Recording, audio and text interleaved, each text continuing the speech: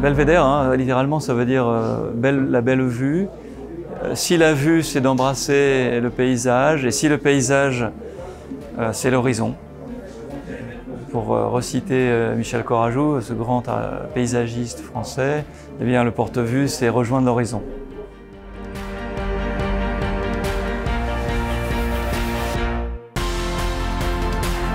Le rapport entre l'architecture et la nature m'intéresse depuis très longtemps. Et il pose plusieurs problématiques, je dirais, spécifiques. Là, je parle d'une nature sauvage. Et l'intervention construite dans un site sauvage est extrêmement délicate, puisqu'il y a presque une espèce de paradoxe à vouloir construire dans un site dont on veut magnifier l'aspect naturel.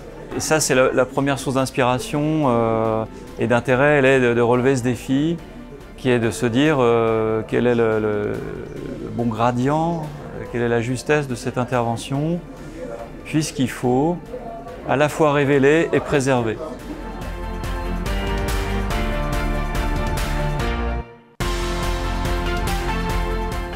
Plusieurs contraintes.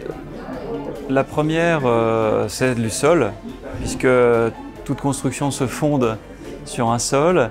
Et cette contrainte s'est révélée plus épineuse qu'on ne le pensait, puisque la deuxième étude géotechnique a révélé un sol beaucoup plus fracturé qu'il ne laissait à penser, malgré qu'on soit sur un très bon sol, puisque c'est du granit.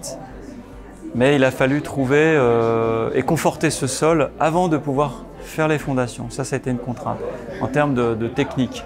En termes de conception, les contraintes, ce sont des sources d'inspiration. Le vide, la hauteur, le vent, bien entendu, parce que nous sommes dans un espace naturel balayé par les pluies. L'ensoleillement, c'est des contraintes qui viennent nourrir le projet.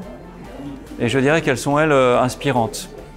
Donc c'est ce tissage entre des contraintes inspirantes qui doivent être décrites et lues dans l'œuvre finale, mélangées à contraintes spécifiques, là, qui sont des contraintes dures, celles du sol, celles du phasage chantier, parce que vous l'avez vu, pour lancer au-dessus du vide un ouvrage de 33 mètres, eh bien, dans un petit corridor entre une maison, une église et une mairie qui fait à peine 2,10 m, il va falloir passer par-dessus. Et ça, c'est une contrainte de chantier et de conception dont il faut tenir compte dans la façon dont vous envisagez le montage de l'édification, de la construction.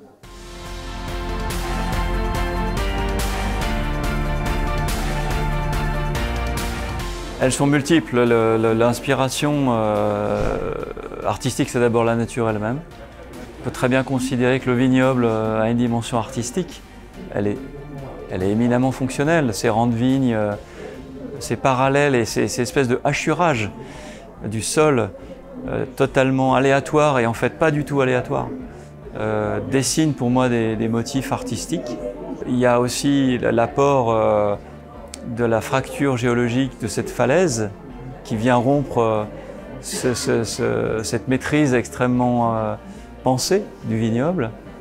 Et moi je tire aussi déjà du site des inspirations d'ordre artistique, si j'ose dire, qui sont des harmonies que nous propose la nature.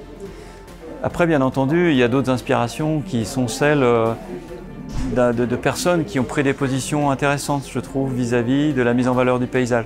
Que ce soit vis-à-vis du land art.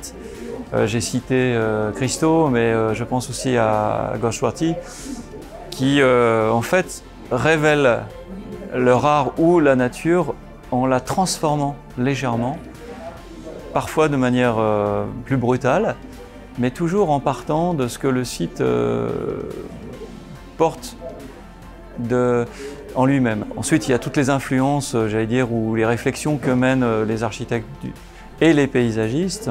J'ai cité Courajou, mais je pense évidemment à tous ces architectes scandinaves qui ont réalisé de très bonnes interventions sur ces routes des fjords. Voilà, pour citer des références les plus proches.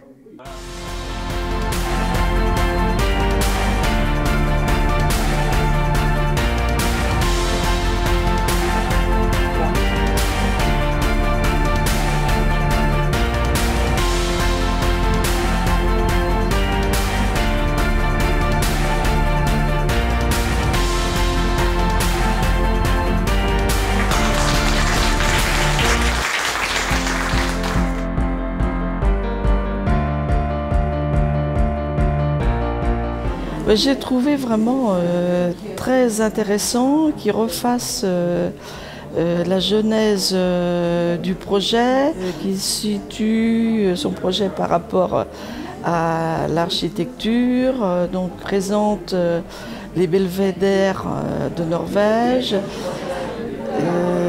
Il a bien montré aussi comment ce projet a évolué, en particulier de l'ancrage par caisson aux poutres métalliques. C'est le premier qui a expliqué ce qu'était l'acier Corten. Moi j'ai trouvé que la conférence était très intéressante parce que l'architecte a bien retracé tout le processus de conception qui allie toute la complexité entre la question de la commande publique, des différents commanditaires en plus qui sont ici présents dans le projet, le processus de conception, donc d'où vient l'architecte, toutes les sources d'inspiration, un petit peu imaginaires aussi, parfois poétiques, et après comment concrètement les choses se mettent en œuvre. Par la matérialité, les choix des matériaux, mais aussi les enjeux techniques ici qui sont en plus non négligeables. Et voilà, et comment tout ça c'est aussi un processus itératif et qui ne se fait pas de manière linéaire et du coup qui nécessite des allers-retours entre toutes ces dimensions du projet.